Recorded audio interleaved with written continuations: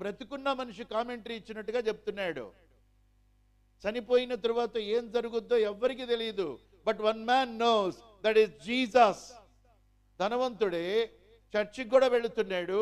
చర్చికి వెళుతున్నాడు కాబట్టి అబ్రహాం ఎవరో తెలుసు, ఇస్సాక్ ఎవరో తెలుసు, యాకోబు ఎవరో తెలుసు, గాడ్ ఎవరో తెలుసు, లార్డ్ జెహోవా ఎవరో తెలుసు. అందుకని ఇక్కడ ఏం చేస్తున్నాడంటే 24వ వచనంలో, తండ్రివైన అబ్రహామా, నా యందు కనికరపడి తన వ్రేలికొన నీళ్ళలో ముంచి నా నాలుకను చల్లార్చుటకు. అబ్బాబాబాబాబా, కొన్నిసార్లు మనం ప్రయాణాలకు వెళ్ళినప్పుడు రిజర్వేషన్ లేకపోతే, ఆ యొక్క రిజర్వేషన్ లేకుండా ప్రయాణం చేసాడు బస్సులోనో ట్రైన్లోనో, ఆ కష్టాలు పడి పడి నీళ్లు లేక ఎండాకాలము నిలబడి 3 గంటలు 4 గంటలు 5 గంటలు ఇంటికి వచ్చిన తర్వాత మనం ఇప్పుడు ఎట్ చెబుతామంటే, అయ్యా బస్సుకు వచ్చాం కానీ నరకమండి అంటాం. ఏమంటాం? ఏదేదో నరకానికి పోయి చూసి